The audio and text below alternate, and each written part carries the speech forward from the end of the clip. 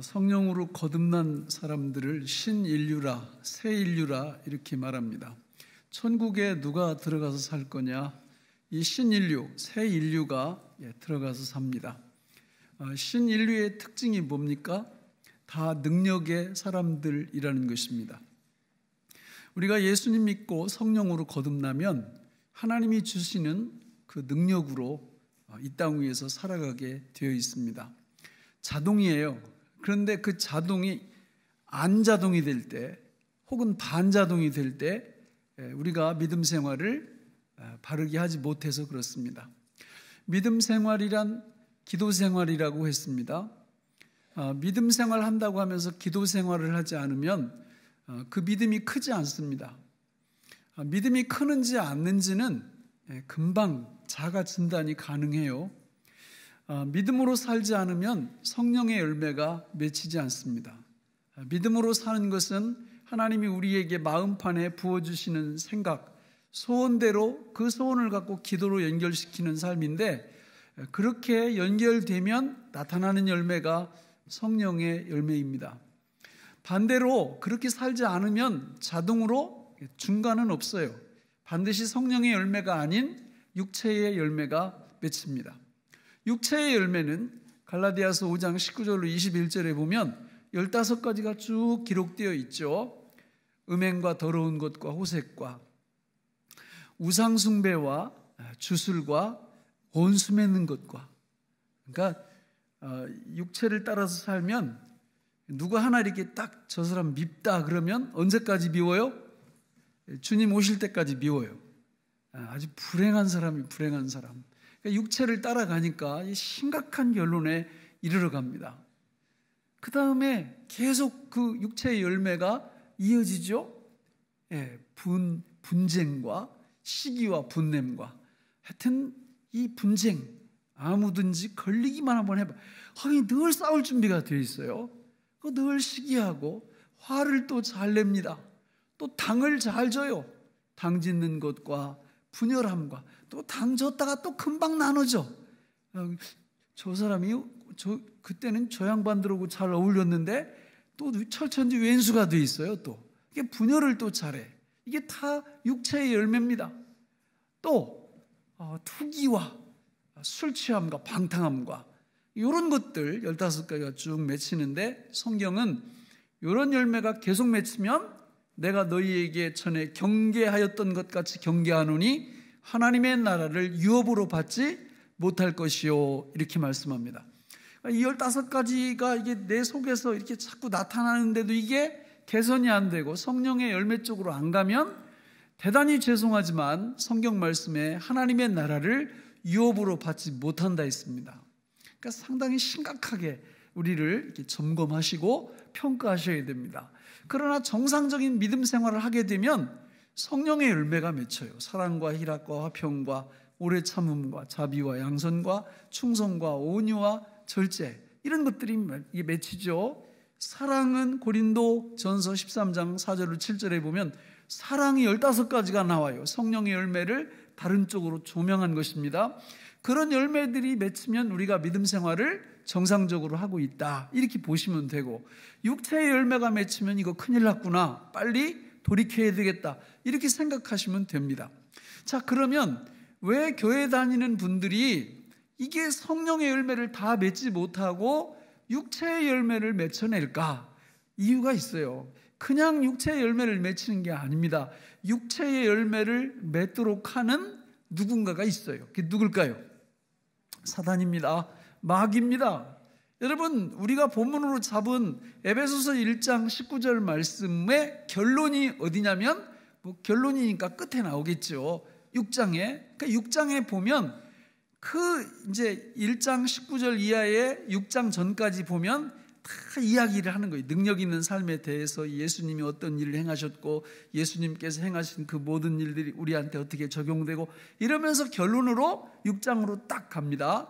10절로 12절에 보면 왜 많은 사람들 삶 속에서 어떤 사람은 육체의 열매를 맺혀내고 어떤 사람은 성령의 열매를 맺혀내는지가 그 원인이 나와요. 우리 같이 한번 읽어보실까요? 시작. 끝으로 너희가 주 안에서와 그 힘의 능력으로 강건하여지고 마귀의 관계를 능히 대적하기 위하여 하나님의 전신갑주를 입으라.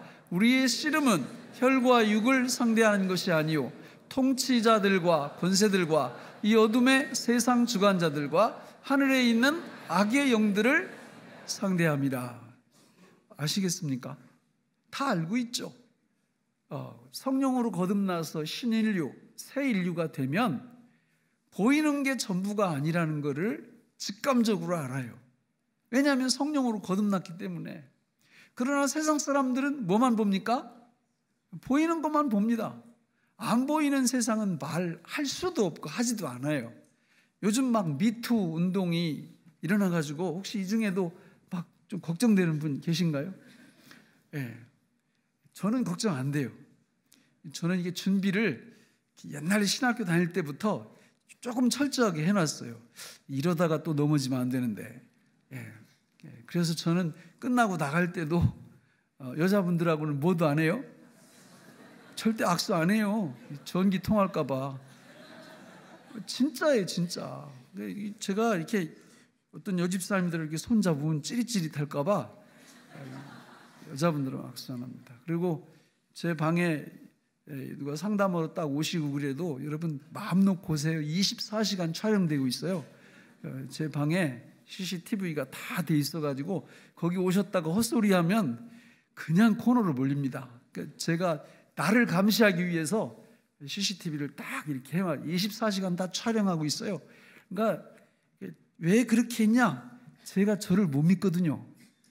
저도 저를 못 믿어요. 그래서 제도적으로 그렇게 해놓는 거예요. 그리고 이게 자동차 운전하고 갈 때 절대 내 옆에 여집사님들, 여자들 절대 우리 집사람 빼고는 안 태워요. 오해가 생길까봐. 하여튼 그래도 그렇게 조심해도 이게 넘어질 수 있죠. 넘어질 수 있어요. 그래서 지금 사회 속에서 미투 운동 이런 게 막 이렇게 난리를 피우는데 여러분 신문 지상을 보고 텔레비전을 이렇게 보세요. 다 뭐만 얘기해요?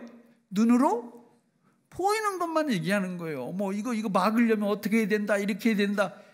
그게 아니죠. 그거 얘기하고 진짜 중요한 얘기는 그 배후에서 누가 역사하는 거예요?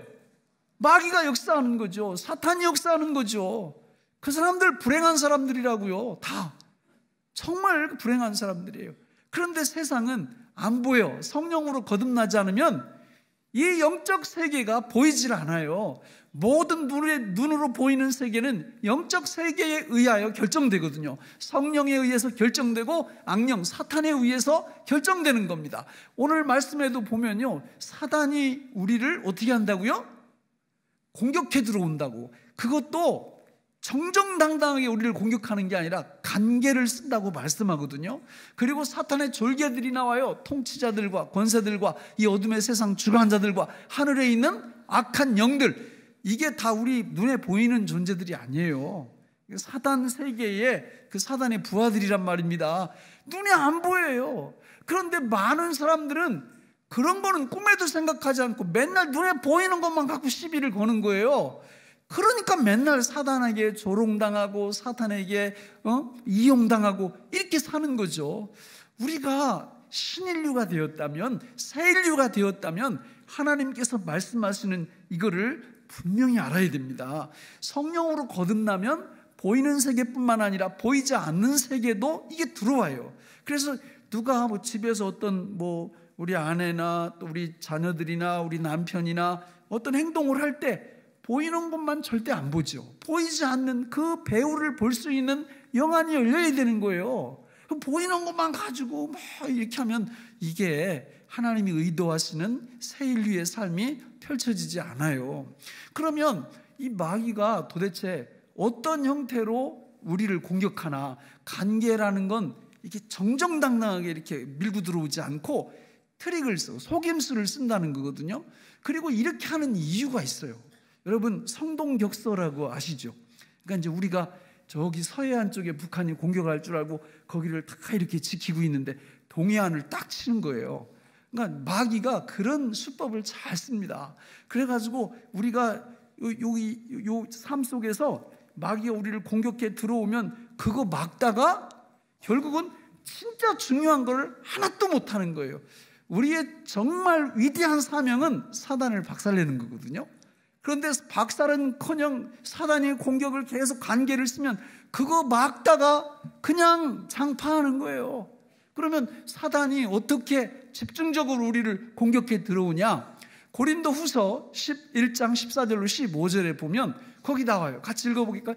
시작. 이것은 이상한 일이 아니니라. 사탄도 자기를 광명의 천사로 가장하나니 사탄의 일꾼들도 자기를 의의 일꾼으로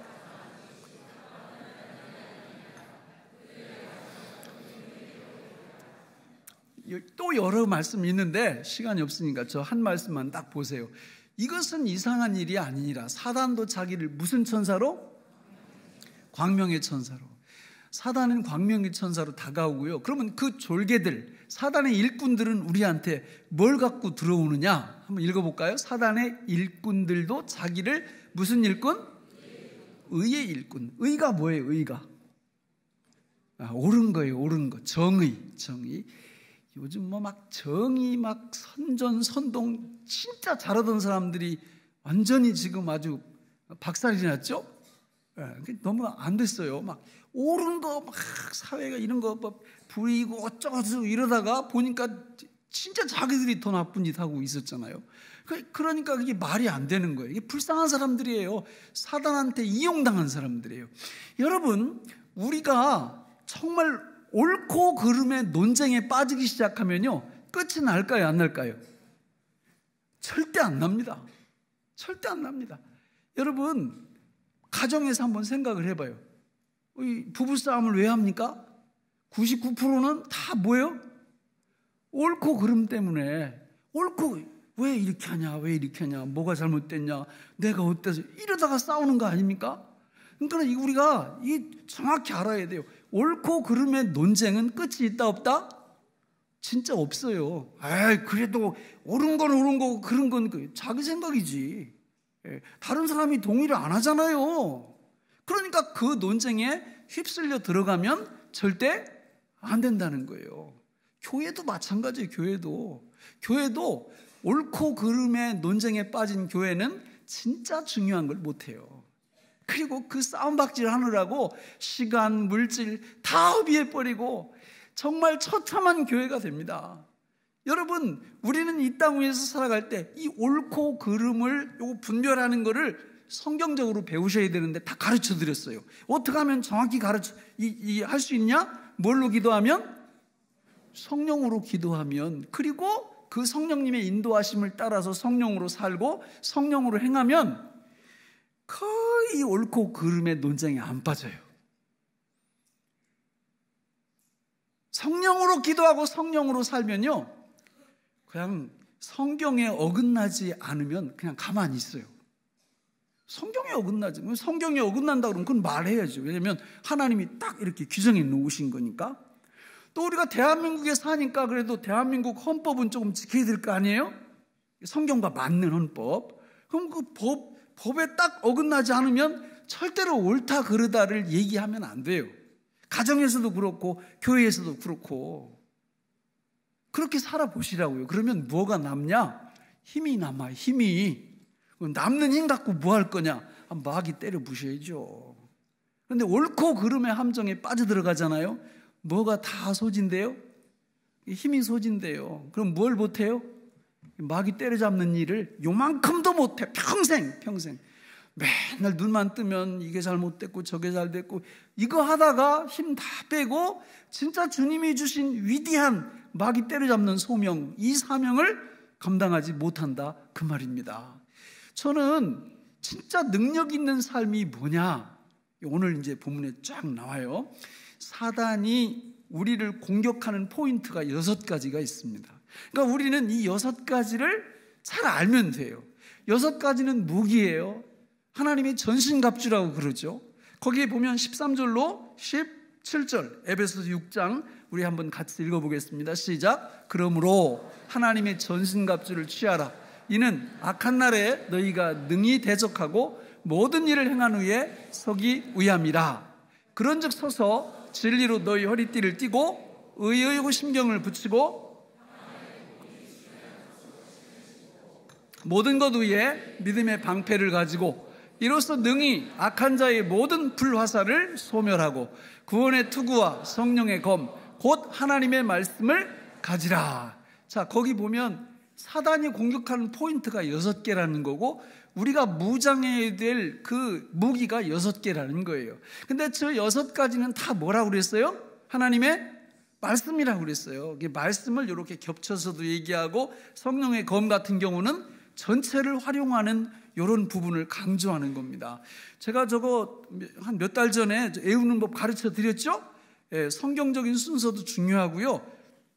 다 애우셔야지. 그러니까 머리부터 발끝까지 6개 내려가면 돼요. 머리에 구원의 투구, 오른손에 성령의 검, 왼손에 믿음의 방패, 가슴에 의의 호심경, 허리에 진리의 허리띠, 마지막 신발, 평안의 복음의 신. 간단하게 볼까요? 진리의 허리띠가 첫 번째 나와요. 여러분, 진리의 허리띠 다 진리입니다. 여기 6가지가 다 진리예요. 그런데 왜 허리띠에 이렇게 국한을 시켰느냐? 베드로전서 5장 5절에 보면 겸손으로 너희 허리를 동이라 이렇게 말씀해요. 그래서 신인류의 첫 번째 특징은 뭐냐면 겸손한 거예요. 교만하지 않습니다. 이게 누가 이렇게 사람 자존심 막 이렇게 건드리잖아요. 건드려도 능히 화를 안 내고 넘어갈 수 있어요. 그게 겸손이죠. 근데 교만하면 어떻게 해요? 사람을 뭘로 보고 이러면 이 자기가 굉장히 높아져 있는 거예요. 그러면 이제 밤잠 못 자는 겁니다. 저 인간이 나를 무시해? 막 이러면서 사람을 뭘로 보고 말이지. 뭘로 보긴 뭘로 봐요. 그냥 하나님의 아들로 보는 거지. 그렇게 아주 겸손하게 이렇게 쭉 이렇게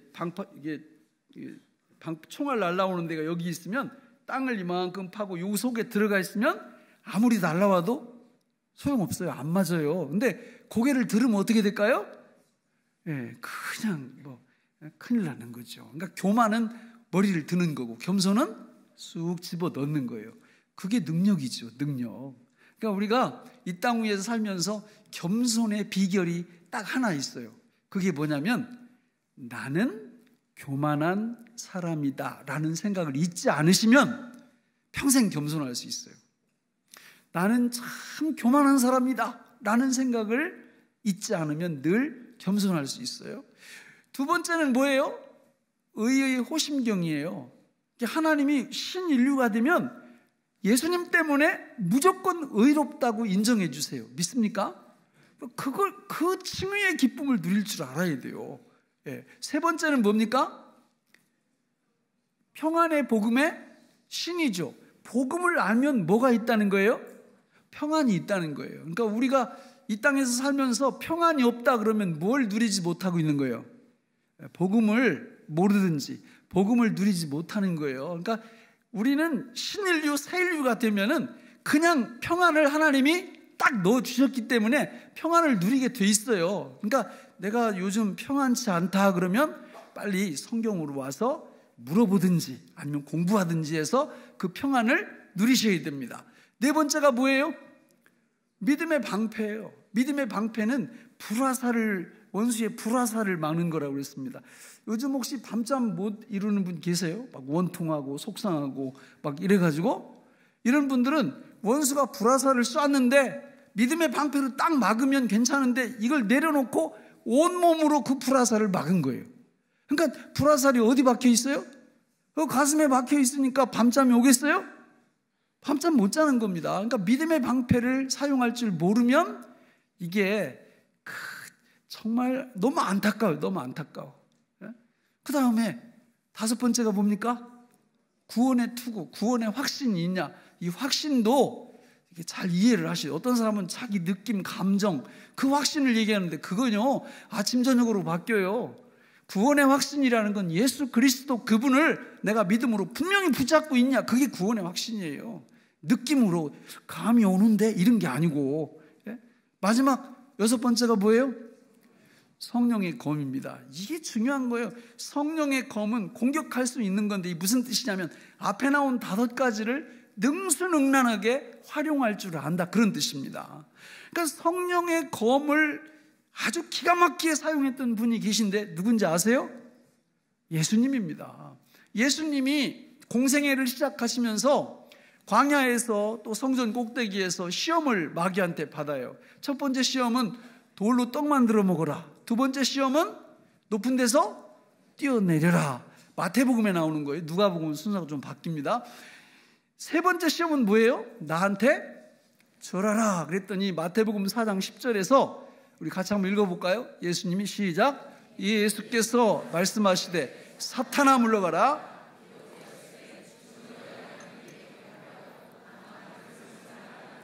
자, 저기 보시면 사단이 딱 공격을 해 들어오니까 저기 중요한 공식이 나와요. 공식이. 사탄과 전쟁하는 공식이 뭡니까? 뭐예요? 아니, 안 해봤어요, 여러분? 아니, 사단이 공격해 들어오면 아무 얘기도 않고 있다 그냥 얻어맞고 말아요? 예?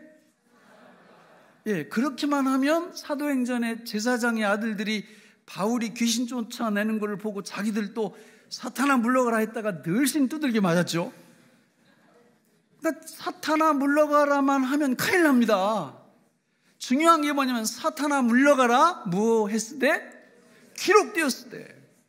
그리고 이제 거기 이렇게 브랭크 이렇게 가로를 쳐놓고요. 예수님은 자기 이렇게 어디서 이렇게 무슨 말을 갖다가 이렇게 한 게 아니고 구약성경 신명기 6장 13절에 있는 말씀을 사탄아 물러가라 기록되었을 때 저기 너의 하나님께 경배하고 다만 그를 섬기라. 나는 너를 섬길 수 없다. 이렇게 말씀을 갖다가 딱 인용을 한 거예요. 이러면 사단은 우리를 두려워합니다. 무서워합니다. 우리의 적수가 안 돼요. 그런데 기록되었을 때 그리고 멍 때리면 얻어맞아요. 사단한테. 진짜예요.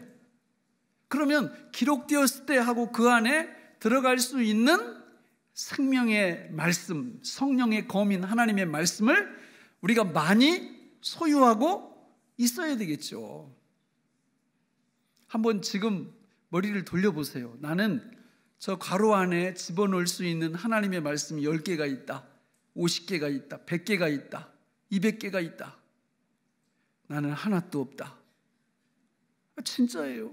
여러분, 제가 왜 이렇게 이 연사가 딱 만나면 이 129절을 3년 동안 외워주십사 노래를 부르고 호소를 하고 통사정을 하고 그러는 줄 아세요?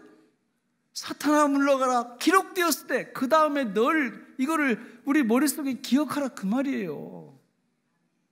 그래야 나올 거 아니에요. 기록되었을 때 그 다음 말씀이. 아무 말씀도 안 들어있으면 어떻게 사단을 대적하느냐고요. 해보세요. 진짜 우리가 사단은 똑같이 우리 마음판에다 막 생각으로 공격해 들어오거든요. 진리의 허리띠, 의의 오심경, 평안의 복음의 신, 믿음의 방패, 구원의 투구 이런 것들을 공략하려고 우리 마음판에 생각으로 우리를 공격해 들어옵니다. 그때 진짜 소리를 내시라고. 어떻게요? 사탄아 물러가라 기록되었을 때 이렇게 하시란 말입니다. 소리를 내시라고요. 예를 들어서 남편이 진짜 집에서 말 같지도 않은 걸 자꾸 이렇게 얘기할 때 어떻게 하라고요? 사탄아 물러가라 기록되었을 때 에베소서 5장 25절에 남편들아 내 아내 사랑하기를 그리스도께서 교회를 사랑하시고 그 교회를 위하여 자신을 주셨느니라 이렇게 얘기하란 말이에요. 그러니까 남편이 가만히 보니까 이건 이 아내가 사탄이야 보니까. 그러니까 그런 때는 사탄아 물러가라 기록되었을 때 에베소서 5장 22, 23절에 보면 아내들이여 자기 남편에게 복종하기를 죽게 하듯 하라. 이는 남편이 아내의 머리됨이 그리스도께서 교회의 머리됨과 같음이니 그가 바로 몸의 구주시니라. 이렇게 하라 그 말입니다. 예를 들면 이렇게 하라 그 말이에요.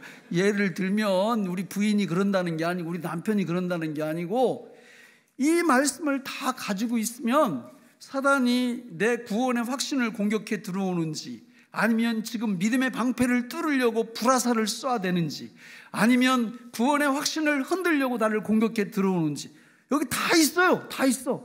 네? 사탄아 물러가라 기록되었을 때 다 갖다 집어넣을 수 있어요. 거기다가. 그런데 알아야 집어넣지. 알아야. 예?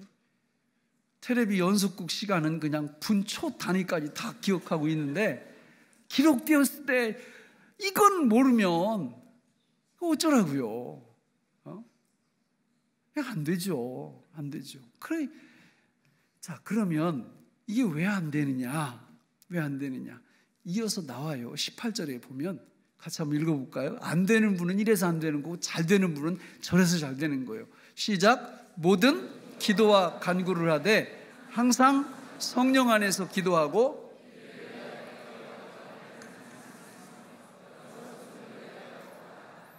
기가 막힌 말씀 아니에요?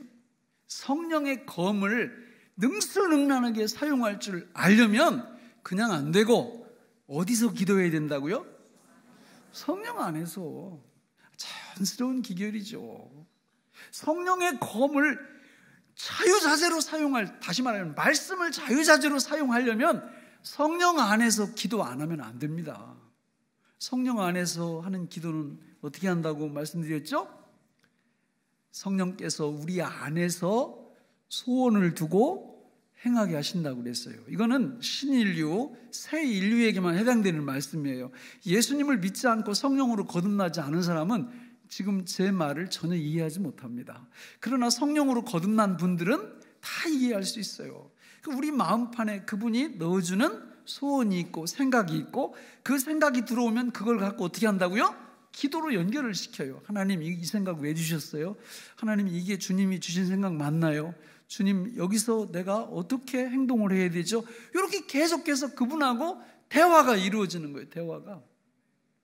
그게 성령 안에서 하는 기도예요. 이거는요 내가 무슨 교회 일 하나님과 관련된 그런 것만 할 때 필요한 게 아니라 우리 직장생활 자녀를 키울 때 내가 사업을 경영할 때 다 해당이 돼요. 다 우리 혼자 하는 게 아니에요. 성령 안에서 기도하고 성령으로 살게 되면 성령의 검을 능수능란하게 사용할 수 있는 힘을 누가 주세요? 성령님이 주세요. 그러면 성령님이 그 힘을 딱 주시면 그걸 가지고 우리가 정말 중요한 것을 하겠죠. 그게 뭘까요? 사단을 공격하는 겁니다. 사단을 무찌르는 거예요. 어디에 그게 나옵니까? 19절로 20절 에베소서 우리 같이 한번 읽어보겠습니다. 시작.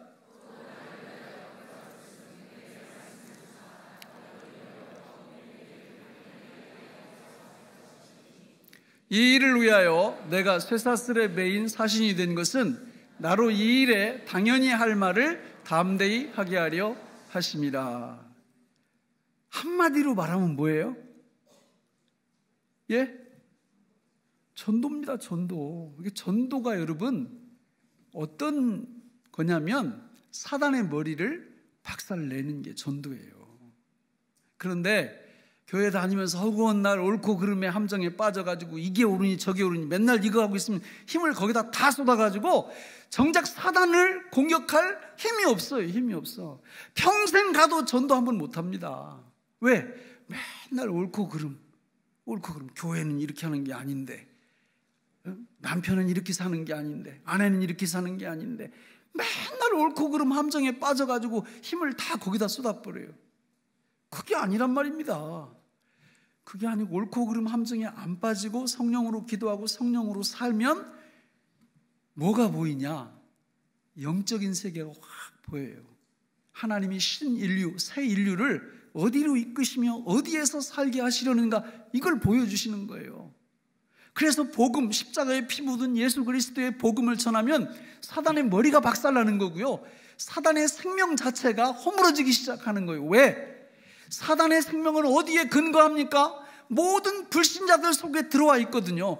불신자들이 그 사탄의 생명의 모든 부분들이거든요. 그런데 피 묻은 십자가의 복음으로 사단에게 소유되어 있던 그 생명들을 끌어와서 하나님의 나라로 이끌어 올 때마다 사단의 생명력이 줄어들기 시작하는 거예요. 미치려고 하죠, 사탄이. 이런 원리를 알면. 그러니까 이게 네 가지 원리로 정리가 되는 거예요. 첫째는 이 세상이 눈에 보이는 것뿐만 아니라 보이지 않는 세계가 존재하면서 영적 전쟁이 치열하게 펼쳐지고 있구나. 이게 보이십니까? 이게 안 보이면 우리는 새 인류, 신인류가 아닐 가능성이 많아요. 이 세상이 영적 전쟁의 치열한 복판에 우리가 들어와 있다는 이게 보여야 돼요. 두 번째는 그 영적 전쟁에서 필요한 무장을 해야 되겠구나. 하나님의 전신갑주로. 이게 두 번째예요. 세 번째는 그 무장한 성령의 검을 자유자재로 능수능란하게 사용하려면 성령 안에서 기도하고 성령으로 살아야 되겠구나. 이게 세 번째고요. 마지막 네 번째는 영적 전쟁에서 하나님의 백성들을 괴롭히고 하나님의 뜻을 거역하는 사단을 우리가 깨부실 수 있는 능력을 하나님이 주셨는데 그게 뭐라고요? 전도다. 그러니까 전도는 하나님의 전신갑주 6가지를 잘 활용하면 그게 전도가 되는 거예요. 이렇게 되면 오늘 본문인 에베소서 1장 19절에 무슨 삶을 제대로 살 수 있다고요? 능력 있는 삶을 제대로 살 수 있게 되는 겁니다. 저는 우리 교회에 나오는 분들이 좀 어디에 있는지를 좀 아셨으면 좋겠어요. 내가 왜 사는지를 좀 아셨으면 좋겠어요. 내가 지금 어디로 가고 있고 어디에 지금 있는지를 아셨으면 좋겠어요. 예수 믿지 않는 분들은 그런 거 전혀 모르거든요. 그냥 민주화하면 아주 이 세상에서 최고 중요한 거죠. 그거 이외에는 없어요. 그것도 사단에게 막 이용당하는 사람들이 많죠. 너무 안 됐어요. 그분들한테 보이지 않는 세계를 우리가 가르쳐 주려면 하나님의 전신갑주에 해당되는 이 복음을 우리가 잘 가르쳐 줘야 된다, 그 말입니다. 말씀을 맺겠습니다. 사사기 16장에 보면요, 거기 삼손이 나와요. 삼손 아시죠? 손이 3개가 아니에요. 이런 말 하면 이제 눈 감고 있다가 확 떠요.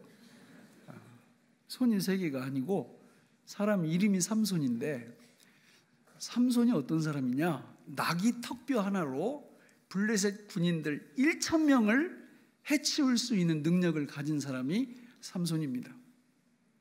근데 이 삼손이 이 드릴라라는 여인의 화장발에 속아가지고 신세를 망쳐버립니다. 원래 삼손의 힘이 어디서, 능력이 어디서 나오냐면 머리카락에서 나와요. 근데 드릴라가 그거를 유혹해가지고 가위로 다 잘라버렸어요. 이러니까 체포당해가지고 2 눈을 뽑히고 그 대적의 감옥에서 그냥 방아 이렇게 말들이 원래 하는 건데 삼손이 그걸 돌리고 앉아 있어요. 성도가 누군지 아십니까, 여러분? 삼손이에요. 머리 잘리기 전에 삼손, 능력 있는 삼손. 오늘 우리의 한번 그 삶을 뒤돌아보세요. 나는 머리가 긴 삼손인지 아니면 머리 잘린 삼손인지, 나는 능력 있는 삼손인지 아니면 능력을 잃어버린 삼손인지. 여러분, 능력은 자동이라고 그랬죠. 새 인류가 되면, 예수 믿고 성령으로 거듭나게 되면요, 영적 전쟁을 인식합니다. 성령으로, 말씀으로 무장합니다. 성령으로 기도합니다.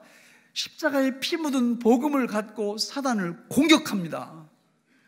이 삶이 우리 삶 속에서 자연스럽게 이어져야 돼요.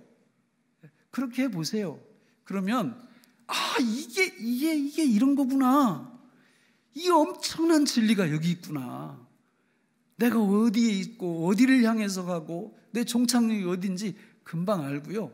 사단은 우리 때문에 진짜 밤잠을 못 잘 겁니다. 우리의 그 능력 때문에.